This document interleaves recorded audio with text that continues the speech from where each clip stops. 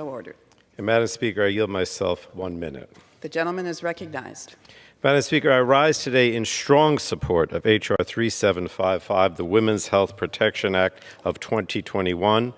The need to pass this legislation grows more urgent every day as anti-abortion extremists continue to pass harmful state laws that are intended to restrict access to reproductive health care and turn back the clock on the constitutionally protected right to abortion. While the courts seem willing to chip away at decades of clear precedent guaranteeing the right for women to make their own health care decisions, it is vital we act to protect this right and enshrine it in federal law. This legislation simply ensures that no matter where they live, patients can access abortion services and healthcare providers can provide this care without medically unnecessary and burdensome restrictions. And now is the time to pass this legislation and ensure women's health care rights are enshrined in federal law. I urge my colleagues to support this legislation today, and I reserve the balance of my time. The gentleman reserves. The gentlewoman from Washington is recognized. Thank you, Madam Speaker. I'd like to yield to the gentleman from Kentucky, the ranking member on the Health Subcommittee, 2 minutes. The gentleman is recognized. Thank you, Madam Speaker. I rise in opposition to the Democrats' abortion on demand until birth bill. The other night we were having a hearing in Energy and Commerce. It was on a similar, different bill, but a similar topic. And a lot of the rhetoric coming from the other side, and specifically I remember, is that the baby is nothing more than a uterus or a ovary. It was just kind of all the same thing. And it reminded me back that when I was, when we had our first child, our now 28-year-old daughter of our grandchild, when she was 12 weeks, we had to have a sonogram because we thought there might be some issues. And she was about the size of the end of my thumb. And when we got the 28-year-old technology, she was sucking her thumb. The lady goes, "Oh, look, or he or she's sucking her thumb," or her. And now we know it's a her. We didn't know at the time. And it's a distinct individual. It is a distinct individual. Now, I'll see that it 100% depends on its mother for life, but it is distinct and separate from his mom. Our heart was beating moving forward. So let me just talk about how extreme this bill is. It allows abortion at any time if the unborn child was diagnosed with anything such as Down syndrome. It allows abortion at any time solely based on the baby's biological sex. It allows abortion that occur at any point, including when a baby can feel pain, as well as when heartbeat can be detected. So this is an extreme bill before us today. And before we vote on this, I would like to let my colleagues know that a majority of Americans do not support abortions with no limits. In fact, 80% of Americans say abortion should be illegal in the third trimester. This does not prevent states from making abortions legal in the third trimester. I strongly urge my colleagues to oppose this bill. It is a separate and distinct life, and I yield back. The gentlewoman reserves. The gentleman from New Jersey is recognized. Madam Speaker, I yield 1 minute now to the chairwoman of our Health Subcommittee, the gentlewoman from California, Ms. ESHOO. The gentlewoman from California is recognized. I thank the chairman, Madam Speaker. I rise today in strong support of the Women's Health Protection Act, and it's good to see you in the chair. Nearly 50 years ago, the Supreme Court affirmed the right of every woman to make decisions about her own life, her own body, her own future. Now that right is under horrible threat by a shameful and unconstitutional law in Texas that bans abortion after 6 weeks of pregnancy before many women even know they're pregnant. That is a law in defiance of the federal law.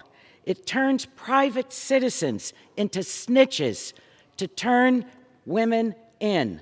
That is reminiscent of the Third Reich. And if that sounds staggering, it's because it is.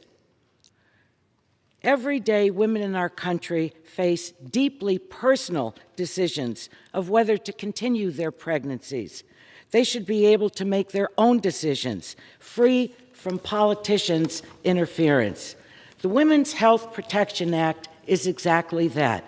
It protects women. It ensures that every woman has equal access to comprehensive reproductive health care. I urge all of my colleagues to support this The legislation. gentlewoman's time has expired. The gentlewoman from Washington is recognized. Thank you, Madam Chair. I'm pleased to yield 2 minutes to the lady from Indiana, Jackie WALORSKI. Gentlewoman thank my from friend for Indiana you. is recognized. I thank my friend for yielding. In America, the condition of a child's birth doesn't determine the outcome of their life. For every single person, born or unborn, should have the opportunity to live the American dream. But this abortion on demand bill would destroy our country's future. Today, we're embarking on the biggest step backward in our nation's history. This vote could be the most consequential vote that any of us take. Today, the science is even more clear than it was in 1973. A child in the womb is a living person. And yet my colleagues on the other side remain obsessed with killing unborn babies in the name of female empowerment. Many supporters of this bill, like me, call all of pro-life Americans extreme. I've heard it already this morning, but I have seen extreme. I've witnessed the cruelty of abortion, and it's ugly. In South Bend, Indiana, Dr. Ulrich Klopfer provided abortions for decades. When he died in 2019, his family found the medically preserved remains of 2,411 children hidden in his garage. That is 2,411 human babies preserved in formaldehyde in jars in his garage. It was national news for a week. This abortionist left a legacy of death and destruction. That is what extreme looks like. Abortion, sold as health care, is a sickening violation of human dignity that Americans should not and cannot tolerate. So I'll ask this question: will we allow this to happen again? As a nation, we have an obligation to future generations to reject abortion on demand and to fight for life. I implore my colleagues here today, join me in opposing this bill and standing for life. The truth is on our side, and in the end, the truth's going to prevail. Thank you, and I yield back. The gentlewoman reserves. The gentleman from New Jersey is recognized. Thank you, Madam Speaker. I yield 30 seconds now to the chairwoman of the Appropriations Committee, the gentlewoman from Connecticut. The gentlewoman is recognized. Madam Speaker, let me be clear. Everyone, everywhere should have the freedom to make their own personal health care decisions without interference from politicians. When the Supreme Court allowed the most restrictive abortion law in the nation to go into effect in Texas, they made it clear that they cannot be trusted to protect the constitutional right to an abortion. That is why the Congress must act, as other states are moving to follow suit. That is why Democrats are fighting to protect a woman's right to choose. That is why we have removed the restrictive hide language from all of our appropriations bill. It is time to trust women, to respect their decisions. Health care is not political, not Gentlewoman's negotiable. time has expired. The gentleman reserves. The gentlewoman from Washington is recognized. Thank you, Madam Chair. At this time, I'd like to yield 1 minute. Gentleman from Florida, ranking member of a subcommittee on energy and commerce, great member, GUS BILIRAKIS. Thank you. The gentleman is recognized for 1 minute. Thank you, Madam Speaker. I rise today in strong opposition to the Abortion on Demand Until Birth Act.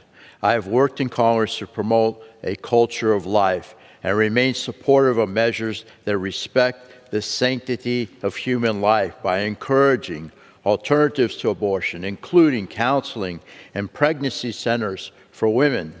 By contrast, the Abortion on Demand Until Birth Act attempts to override past and future pro-life laws at the federal and state levels. This will allow abortions based on Down syndrome diagnosis, sex of the baby, and even dismemberment abortions. Simply put, this bill's goal is to promote abortion anywhere, anytime, from contraception to birth. Madam Speaker, our nation should be investing in women's health care and the health care of unborn babies. This bill does the opposite. I urge my colleagues to oppose, and I yield back. Thank you. The gentlewoman reserves. The gentleman from New Jersey is recognized. Madam Speaker, I yield 1 minute now to the chairman of the Democratic Caucus, the gentleman from New York. The gentleman is recognized. Thank you, Madam Speaker. I thank the distinguished chair for yielding and for his leadership in advancing this incredibly important issue. America is the land of the free and the home of the brave, but we cannot truly be a free country unless women have the freedom to make their own health care decisions. The radical rights effort to take away that freedom all across the country is unacceptable, unthinkable, untenable, unconscionable, and un-American. We're going to make it unlawful. We're going to pass the Women's Health Care Protection Act, and we are going to protect and respect a woman's freedom to make her own health care decisions. I yield back. Gentleman reserves. The gentlewoman from Washington is recognized.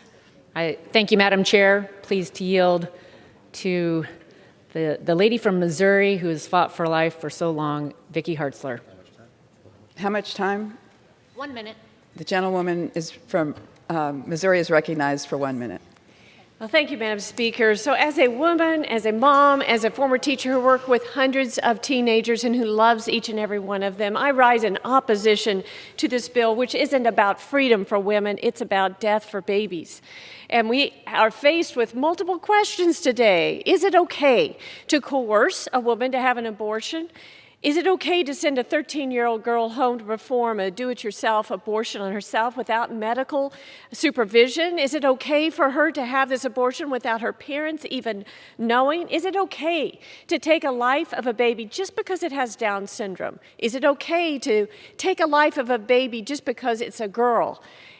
Is it okay? It is not okay. The answer to all these things should be no.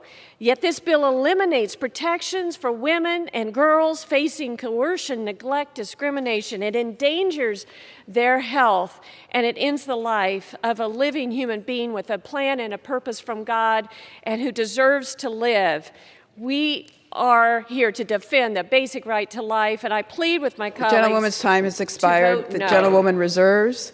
The gentleman from New Jersey is recognized. Madam Speaker, I yield 1 minute now to the Speaker of the House of Representatives, Ms. Pelosi. The Speaker is recognized.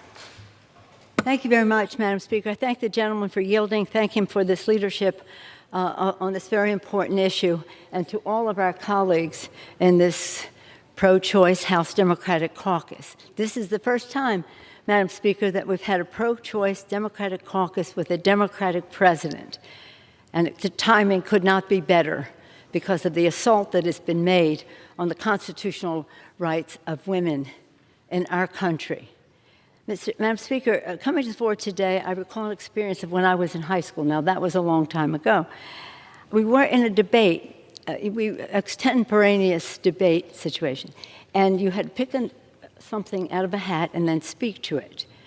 Well, a friend of mine, drew the question, and it said, now again, ancient history, a long time ago, it said, do women think?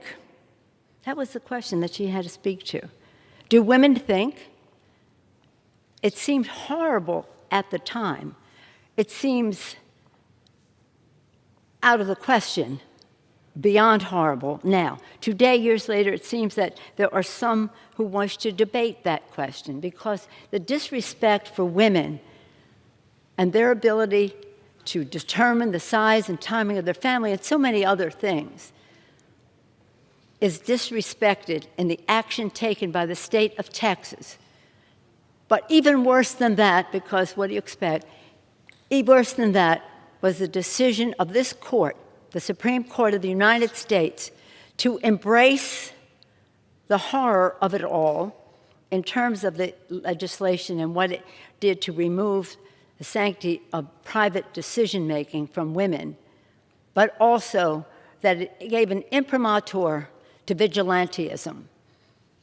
Something so outrageous, so unpatriotic, so un-American, madly embraced by this shameful court with total disregard for stare decisis, that the precedent that the court had already established that Roe v. Wade was constitutional.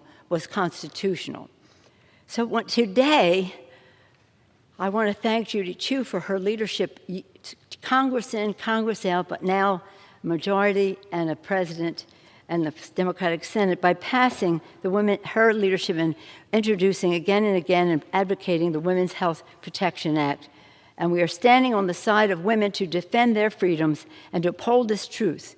Every woman, everywhere, has the constitutional right to basic reproductive health care, no matter what state you live in. Constitutional rights are not meted out geographically. They're for the country. Again, I salute Congresswoman Chu, chair of the Contraception and Family Planning Task Force of the Pro-Choice Caucus, who's been introducing this bill over and over again. Again, we have produced legislation that can become law. For years, radical restrictions on women's reproductive health freedoms have been pushed across the nation, with 2021 on track to be the worst legislative year for women's health rights. I come to this as a Catholic, mother of 5, in 6 years and 1 week, and with the joy that all that meant to us, but with the recognition that it was my husband and I, our decision. It was our decision. And we should not, in this body or in that court, be making decisions for the women in America. As of July, 90 reproductive health restrictions have been enacted, more than a year since Roe v. Wade's, more than in any year since Roe v. Wade was enacted in 1973. But here's the thing.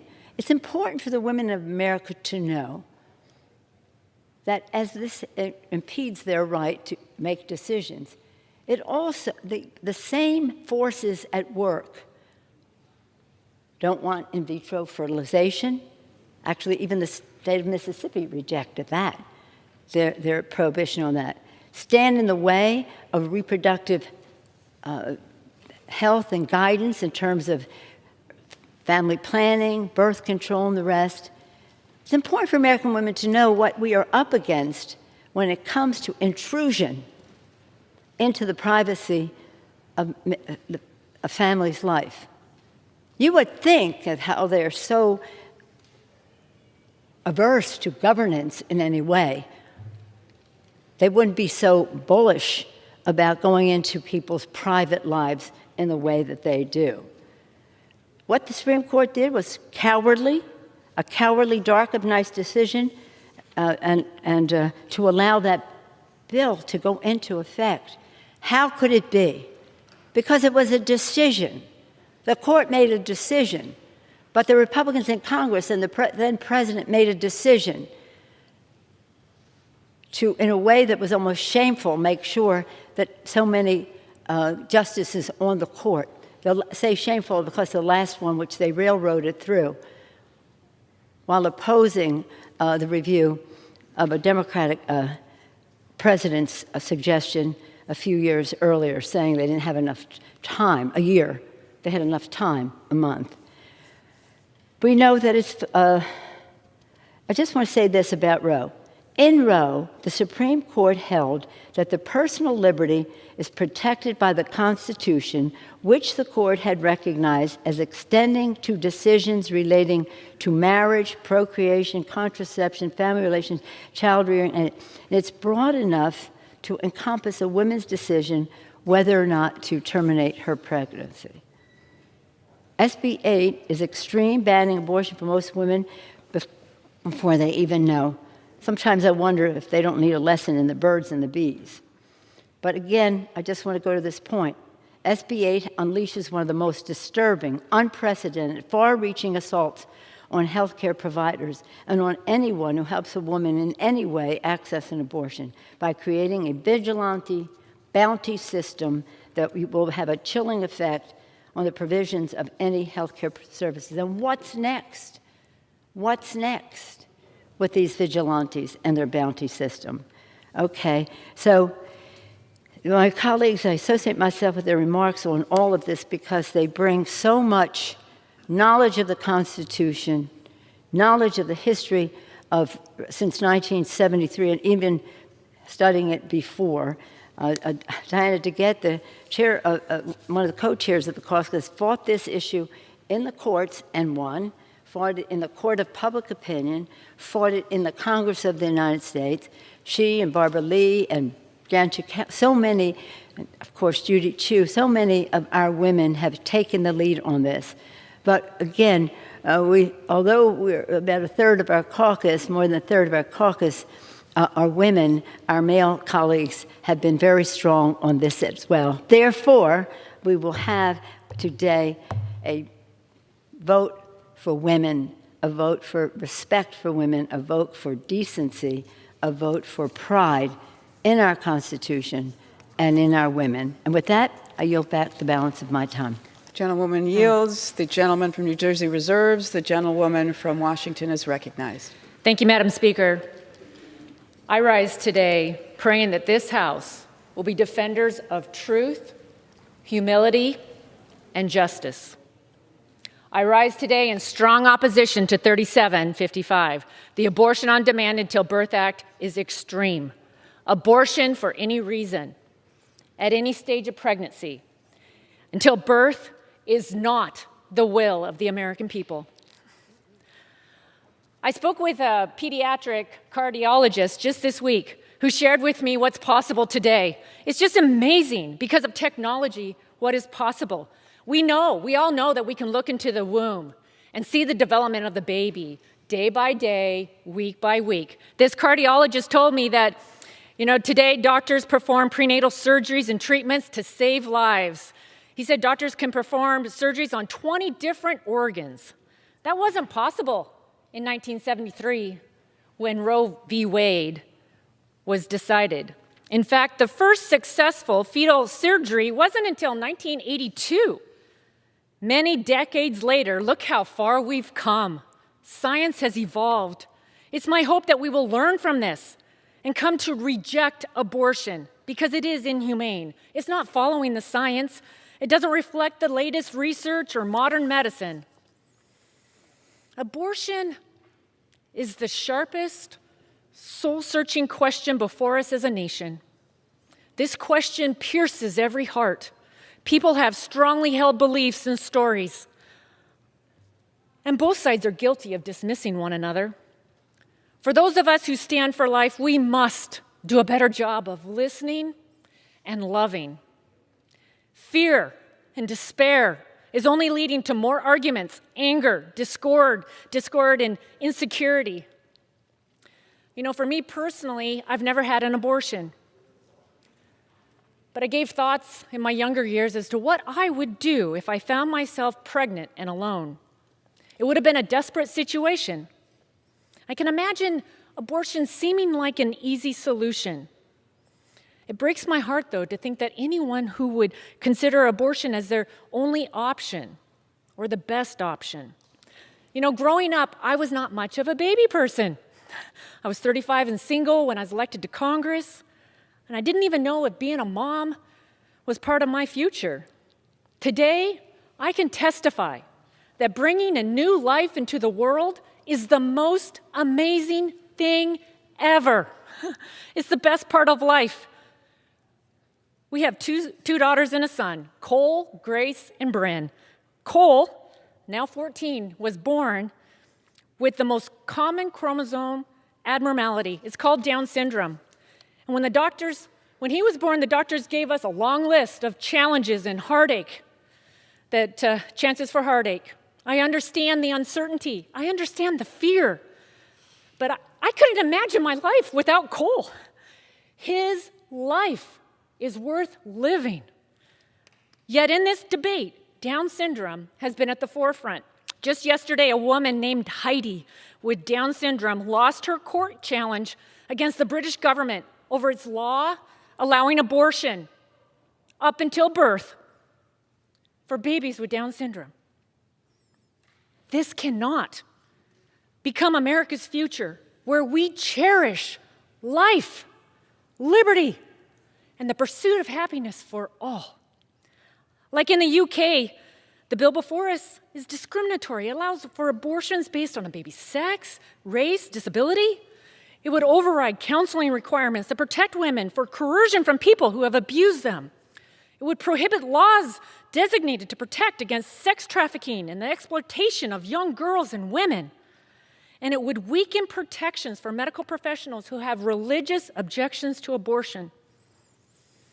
Despite what the majority says, this bill does not codify Roe v. Wade. This is radical. Under this bill, viability is whatever the abortionist deems it to be. I urge all of my colleagues today to stop the Abortion on Demand Until Birth Act. Open your minds to science, technology. Look and see the mysteries of the mother's womb. Open your ears to the cries of the unborn. May hearts break, and may we celebrate life. Let's uphold the value, the dignity, and the potential of every life. I yield back. The gentlewoman reserves. The gentleman from New Jersey is recognized. Madam Speaker, I yield now 30 seconds to the chairman of the Judiciary Committee, Mr. Nadler. Gentleman from New York is recognized. Thank you. I ask unanimous consent to insert into the record a letter from the Leadership Council on Civil Rights and 60 other civil rights organizations in support of the Women's Health Freedom Act. Without objection. In 1970, I watched the New York State Assembly pass one of the first state laws legalizing abortion.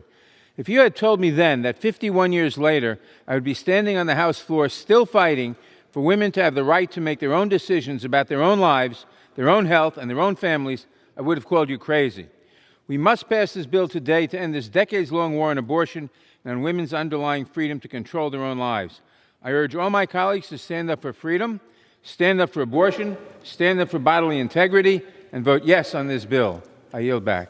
The gentleman yields. The gentleman from New Jersey reserves. The gentlewoman from Washington is recognized. Thank you, Madam Speaker. I'm pleased to yield to the gentleman from Energy and Commerce, Dr. Larry Bucshon. The gentleman from Indiana is recognized. For how much time? 1 minute. For 1 minute. Thank you for yielding, Madam Speaker. I quote, "This proposed legislation is nothing short of child sacrifice." The Archbishop of San Francisco. The inappropriately named Women's Health Protection Act of 2021 would codify the ability to obtain abortions for any reason at any point in pregnancy. This bill would also preempt and repeal state laws that require informed consent, ultrasounds, or other testing and counseling before undertaking an elective abortion. As a practicing heart surgeon for 15 years prior to coming to Congress, I operated on children as young as 23 weeks gestation, late second trimester. In fact, the smallest baby I operated on weighed only 650 grams, which is about 1.4 pounds. I spent my career in medicine caring for patients regardless of their situation, so I take access to health care very seriously. And I can assure you that my tiny patients were people. I find it troubling that those on the other side, most of whom have never spent a day taking care of patients, continue to mislead the American people about what constitutes health care. The Archbishop also said a child is not an object to be thrown away. The gentleman's time has expired. The gentleman from New Jersey is recognized. Madam Speaker, I yield now 1 minute to the Assistant Speaker, Ms. Clark of Massachusetts. Ms. Recognized for 1 minute. Thank you, Madam Speaker, and I thank the chairman for yielding. It is the Constitution that says women have the right to make their own decisions regarding their bodies. It is the Constitution that gives people the right to make a decision about abortion with their families, their doctor, and in accordance with their faith. But for over 50 years, this right has been under attack. And today we say there is no room in that decision for politicians. There is no room for bounty hunters. This decision resides with people, with women. And today we will pass the Women's Health Protection Act, and we will say clearly, this right is now enshrined in law, and we are not going back. I yield back. The gentlewoman yields. The gentleman reserves. The gentlewoman from Washington is recognized. Thank you, Madam Speaker. I'm pleased to yield to a classmate, champion for life, Ms. Virginia Foxx, 2 minutes. Gentlewoman is recognized for 2 minutes. Thank you. I thank my colleague for yielding. I rise in strong opposition to H.R. 3755, the so-called Women's Health Protection Act. This should be called the Destruction of Unborn Babies at Any Stage of Development Act. The principles of life, liberty, and the pursuit of happiness are America's foundation. Without question, life is the fundamental component to both liberty and the pursuit of happiness. The American people understand the importance of protecting life. An AP poll shows that 54% of Americans believe abortions should be illegal in the third trimester. Another 26% believe it should be illegal in most cases in the third trimester. What's more, 65% of Americans believe abortion without restrictions should be illegal during the second trimester as well. But this latest Democrat scheme would go against the wishes of the American people and make abortion on demand for any reason until the time of birth. It's clear to see that the so-called Women's Health Protection Act is not about protecting the lives of unborn female babies. It's about handing the anti-unborn baby industry a victory it has sought for many years. I oppose H.R. 3755, and I urge my colleagues to do the same. We're a country that up until now has valued life, and the majority of Americans still value life, especially the lives of unborn children. I yield back. Gentlewoman yields. The gentlewoman from Washington reserves. The gentleman from New Jersey is recognized. Madam Speaker, I yield now 1 minute to the prime sponsor of this legislation, Ms. Chu from California. Gentlewoman from California is recognized for 1 minute. I rise today in strong support of my bill, the Women's Health Protection Act. For decades, Roe v. Wade has guaranteed everyone the freedom to access safe abortion care regardless of background. And for decades, anti-abortion extremists have been devising new ways to put that right out of reach. That's left many, mainly low-income people of color, left to fear that every new anti-choice law could be the one that finally puts abortion access out of reach for them or their daughters. Well, it's time to put a stop to these attacks once and for all. With today's historic vote, we are ensuring that access to abortion care is a right from Texas to California. This bill respects our right and the freedom to make our own choices about our bodies, and it leaves those decisions up to us and our doctors. It's time to take control of our bodies out of the hands of extreme right-wing politicians. It's time to pass the Women's Health Protection Act. The woman's time has expired. The gentleman from New Jersey reserves. The gentlewoman from Washington is recognized. Thank you, Madam Speaker. Pleased to yield 1.5 minutes to a colleague from the Energy and Commerce Committee, Tim WALBERG. The gentleman is recognized for 1.5 minutes. I thank the gentlelady. Madam Speaker, I rise in strong opposition to the bill and with great compassion for the women being lied to by the deceptively named Women's Health Protection Act. Madam Speaker, let's be clear, this bill is not about health care. It's an extreme bill that would impose abortion on demand nationwide up until birth and override common sense pro-life laws in the state level. Laws like those intended to prevent abortion discrimination based upon a child's sex or based on whether the child has Down syndrome. Laws that provide parental notification for minor girls, informed consent for patients, and health or safety protections specific to abortion facilities. All would be banned under this bill. The bill before us would ban virtually all conscience protections for medical personnel and enable the use of taxpayer money to fund abortion procedures violating sincerely held beliefs of millions of Americans on the sanctity of human life. The Abortion on Demand Act ignores the humanity of the baby and the health of the mother. It ignores the reality that life is sacred. It's a precious, God-given gift that must be cherished and protected. While it's comforting to know that God is loving, He also is just. We destroy innocent life at our own peril. What God condemns, we must not condone. May God heal our land. Gentleman's time has expired. The gentlewoman's reserves. The gentleman from New Jersey is recognized. Madam Speaker, I yield 1 minute to the chairwoman of our Oversight and Investigation Subcommittee, gentlewoman from Colorado, Ms. DeGETTE. The gentlewoman from Colorado is recognized. I thank the gentleman. Madam Speaker, what we're seeing in Texas, Mississippi, and elsewhere is an unprecedented attack on Americans' right to abortion care.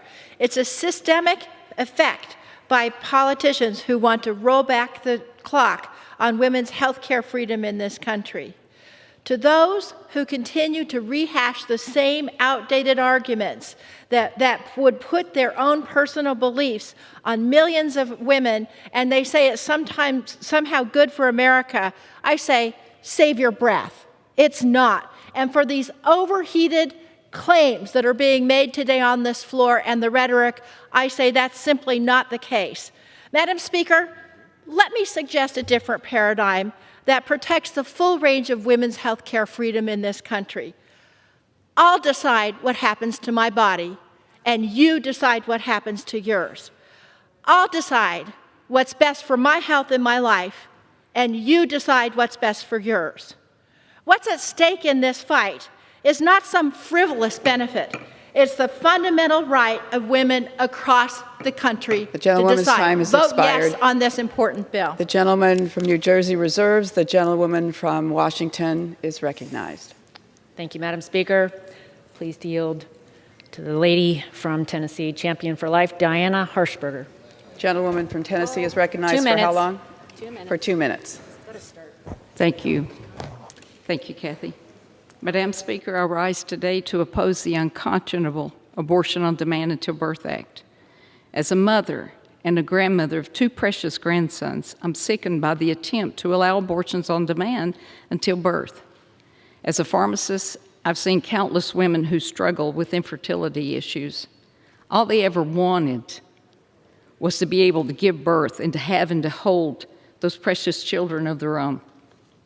Contrast this with what is happening today. My colleagues across the aisle, many of them are women.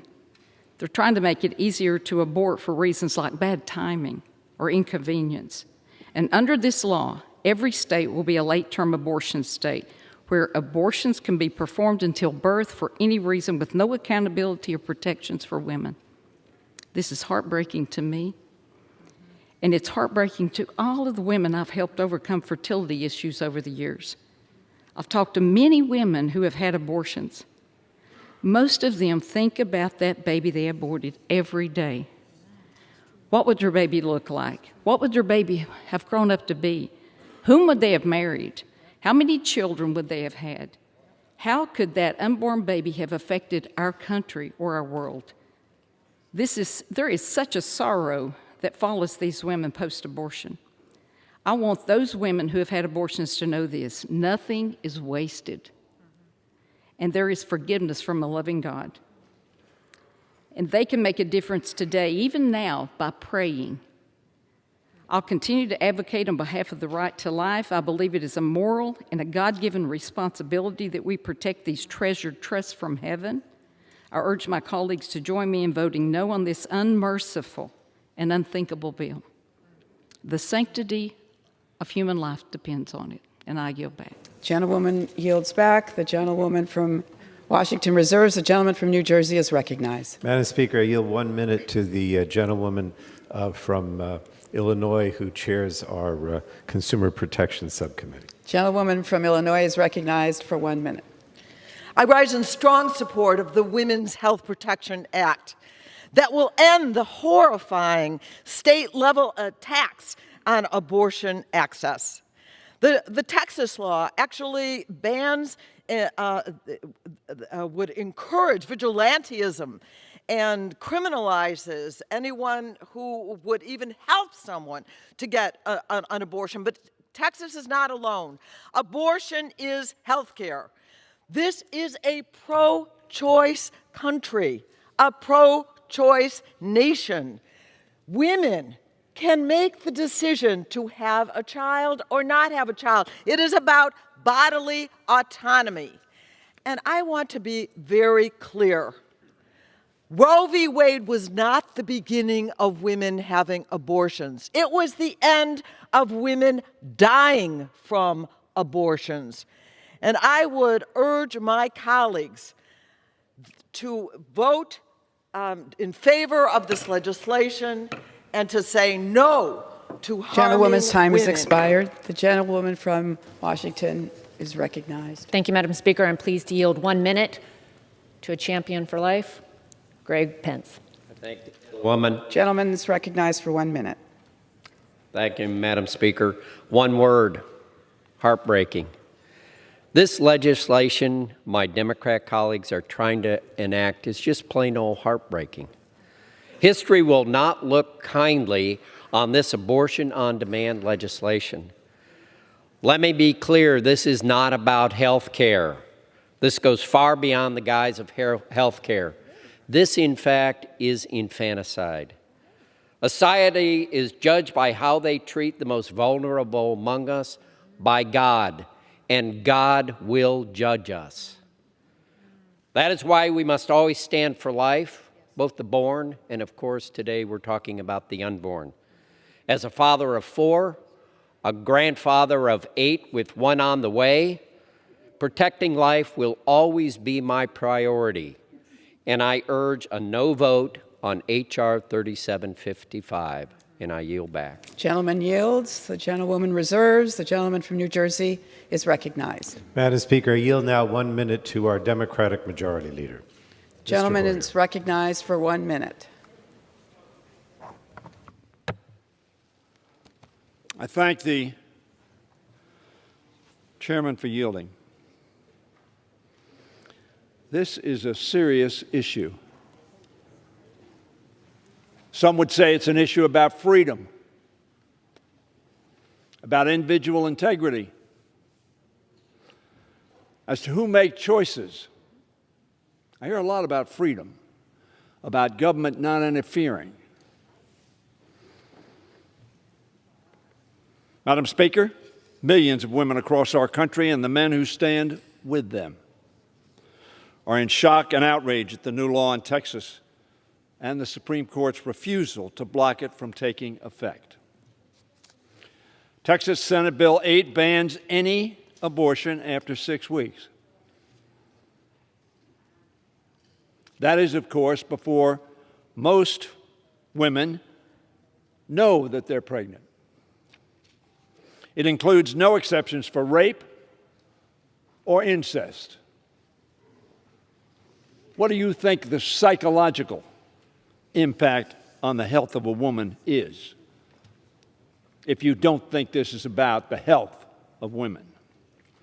As many as 90% of women seeking reproductive care in Texas do so after 6 weeks, meaning that this law effectively bans women in the state from accessing the full range of reproductive care that they are guaranteed under Roe v. Wade.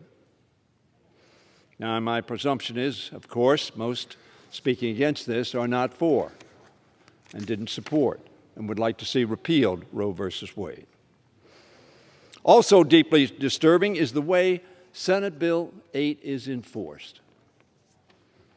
The law gives any private individual the authority to police any of their fellow citizens whom they suspect may be providing for or receiving reproductive care.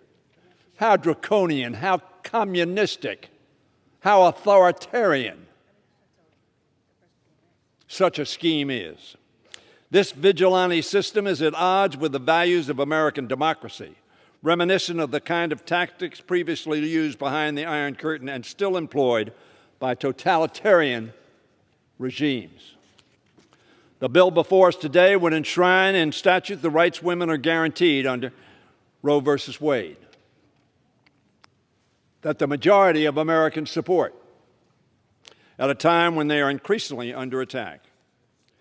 Statistics released in June by the Gutthermacher Institute showed that over 500 bills restricting women's health care access had already been introduced since the start of this year in state legislatures. And as of last month, nearly 100 of those had been enacted.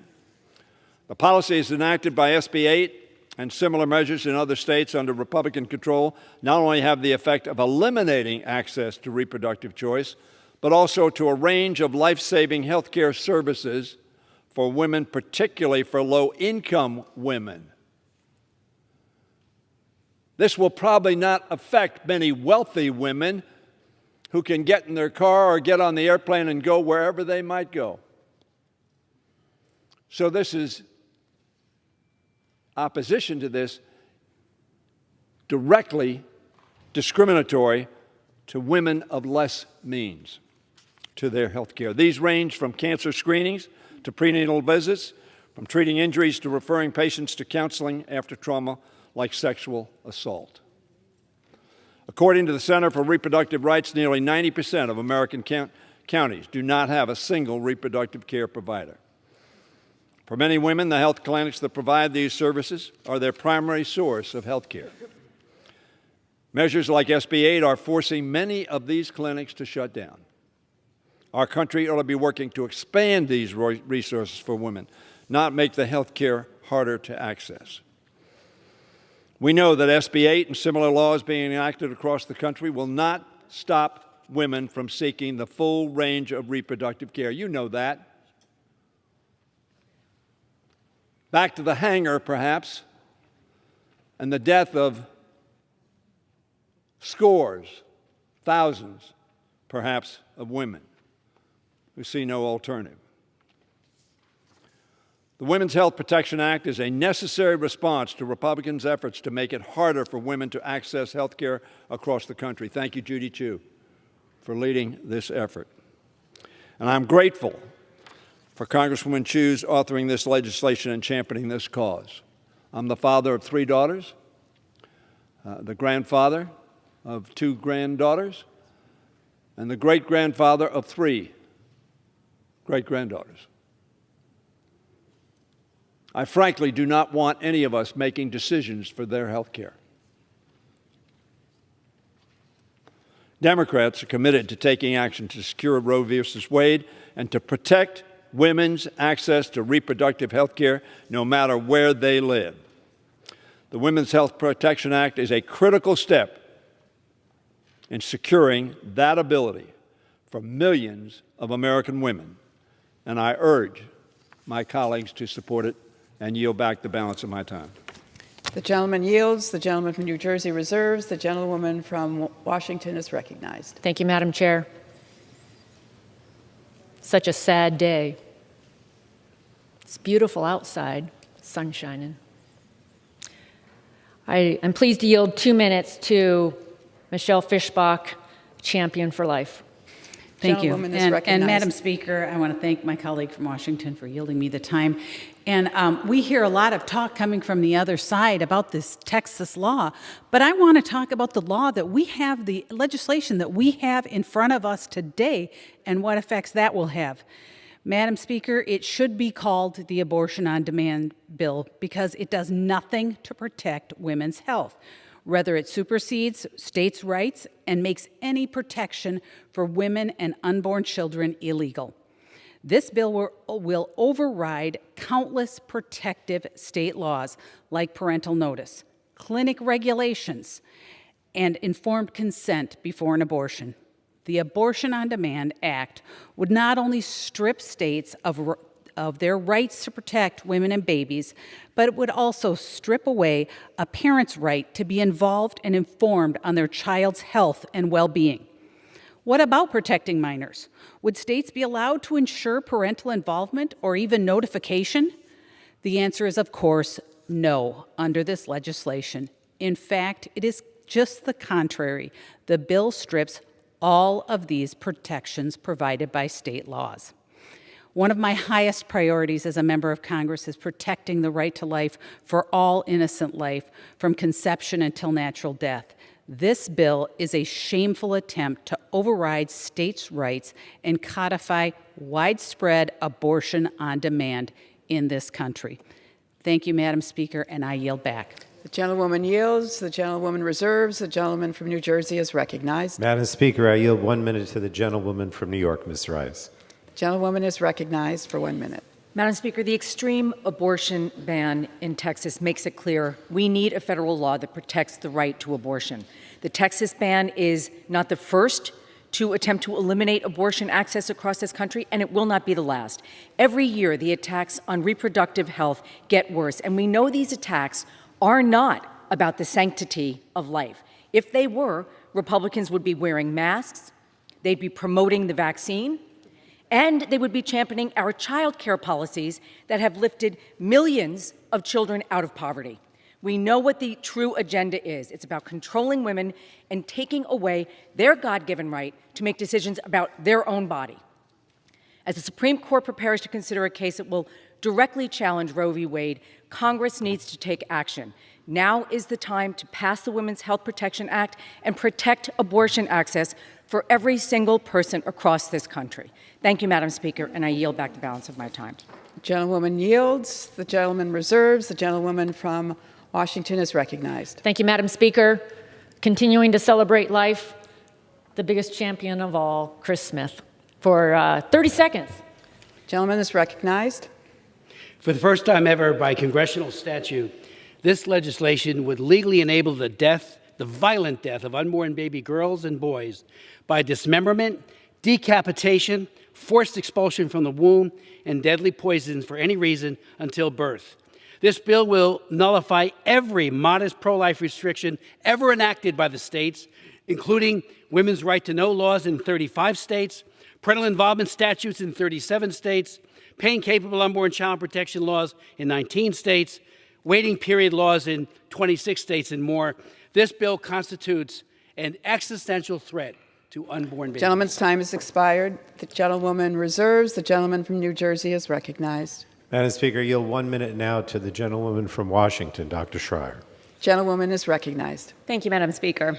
Look, Texas's law to pay vigilantes to sue anyone who enables an abortion after 6 weeks is just the latest gross overreach to make it virtually impossible for women to get abortion care. These laws take away a woman's right to determine if and when to have a child. And I can tell you as a doctor that these laws also undermine a doctor's oath to help her patients and the trust between doctor and patient, not to mention the woman's own health.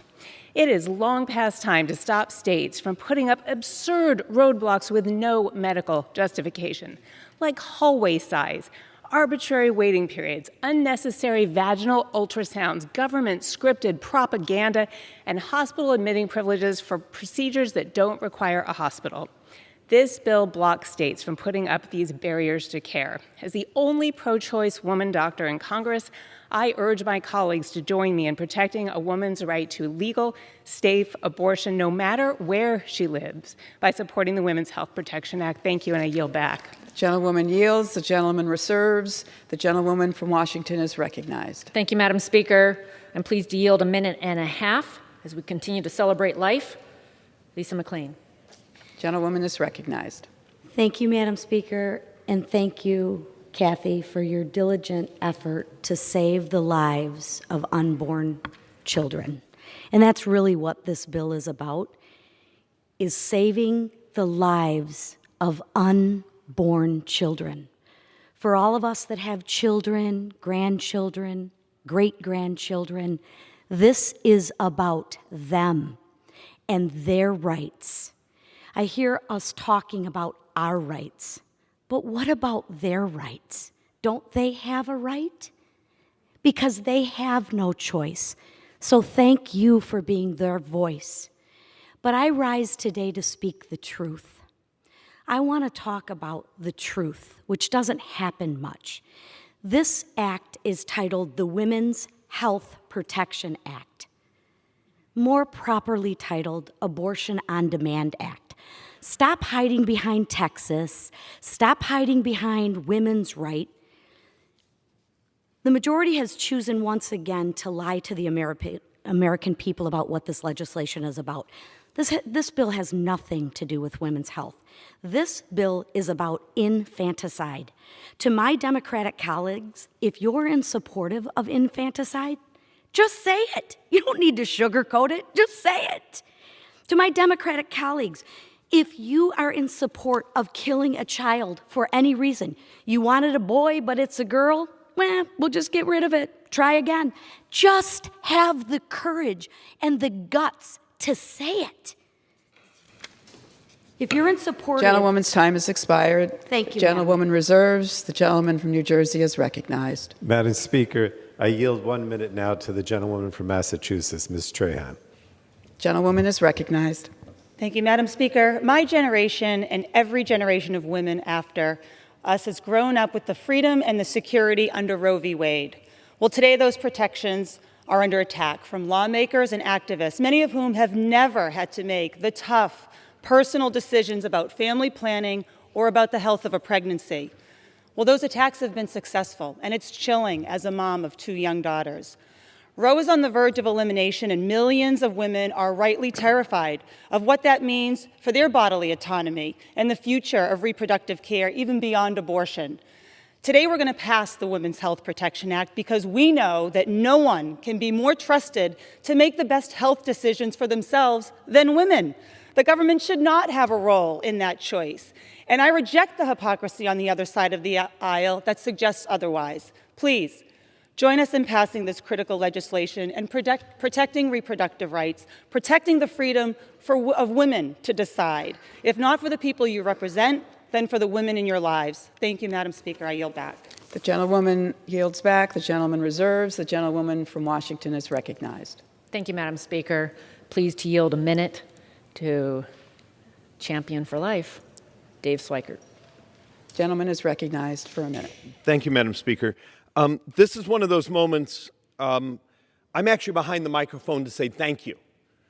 I was born in an unwed mother's home. So was my brother, so was my sister. And you've all met my little girl as she's here that came to us as a gift out of nowhere. But I'm 38 years old, and through a series of accidents, I get the phone number from my birth mother. And I call her. And the first words were just through the tears and this high pitch almost, she was struggling. You could hear her almost hyperventilating is, I pray for you every morning. Are you okay? Are you healthy? Are you happy? And I'm crying on my side saying, I have a great life. Thank you for letting me live. And today in the Schweikert family and the Hoyle family, all of our families together, my little girl's the 3rd generation adopted now. Maybe we're doing something wrong in the family, but and we will get together with our birth moms and our moms. I mean, the amazing thing is my mom became best of friends. Gentleman's time has expired. This is the American family of today. Let's love it and respect it. The gentlewoman reserves. The gentleman from New Jersey is recognized. Madam Speaker, may I inquire how much time remains on each side? Gentleman from New Jersey has 17 minutes remaining. Thank you. I'd yield now 1 minute to the gentlewoman from Texas, Ms. Fletcher. Gentlewoman is recognized.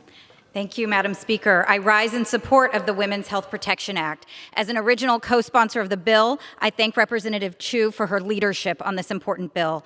As a woman from Texas, I thank this body for responding with urgency to my beloved home state's cruel law depriving Texans of their constitutional rights by bringing this bill to the floor today. In this moment, it is the Texas law, a law quickly being copied across the country, that has brought us here. But let us remember that it was also Texas that brought us the framework for this bill that we will pass today to protect the health, privacy, dignity, and freedom of women and families across this country in the case of Roe v. Wade. And it was a 26-year-old Texas woman named Sarah Weddington who took that case all the way to the Supreme Court.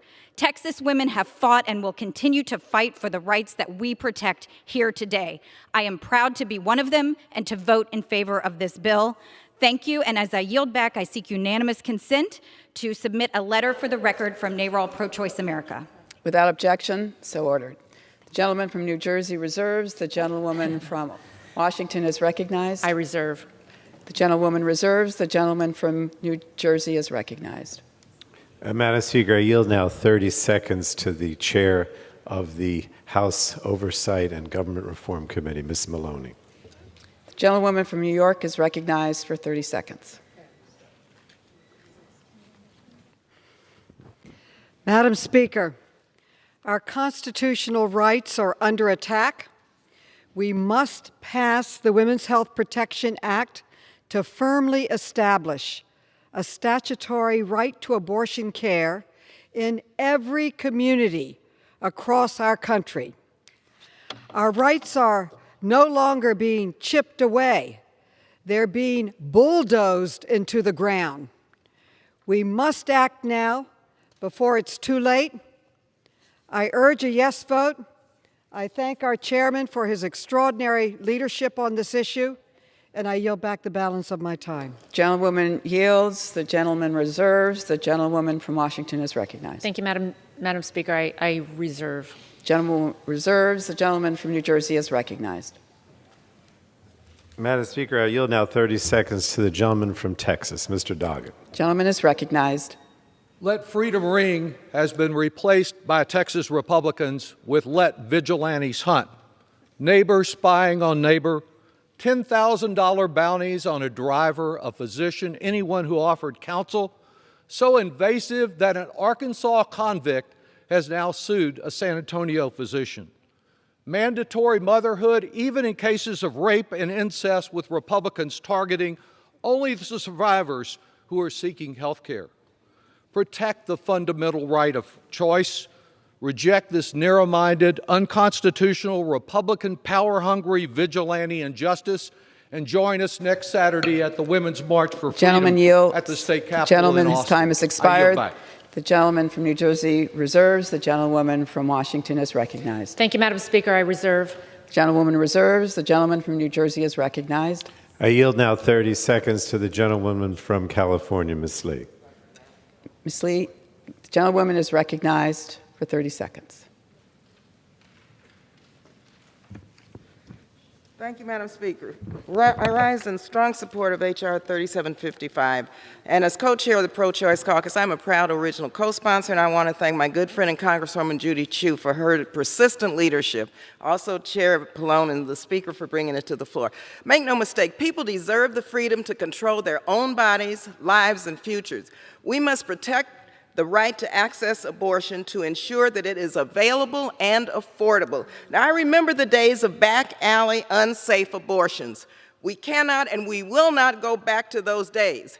Passing this bill will provide a critical safeguard against attacks on reproductive freedom and ensure that abortions are accessible and available for all, which means also low-income women and people of color. Time has expired. This is our body, it is our choice. Gentleman from New Jersey reserves. The gentlewoman from Washington is recognized. Thank you, Madam Speaker. I reserve. Gentlewoman reserves. The gentleman from New Jersey is recognized. Madam Speaker, I yield now to 30 seconds to the gentlewoman from Florida, Ms. Wasserman Schultz. Gentlewoman is recognized. Thank you, Madam Speaker. It is past time we took the power to make deeply personal health care decisions out of governors' mansions and state legislatures and put them back where they belong, in the hands of patients and their doctors. Just this week, my home state of Florida filed a horrific anti-abortion bill that is a revolting assault on women's rights. And with federal courts becoming more hostile to reproductive access, we must not waver in the passage of the Women's Health Protection Act. Thankfully, this bill before us today protects the right to access abortion throughout the United States and safeguards against medically unnecessary bans and restrictions like those in Texas SB 8. Equal access to abortion care everywhere is essential to economic participation, reproductive autonomy, and the right to determine our own lives. Congress has a responsibility to pass legislation that makes these human rights a reality. Thank you. I yield back the balance in my time and urge passage of this vital piece of legislation.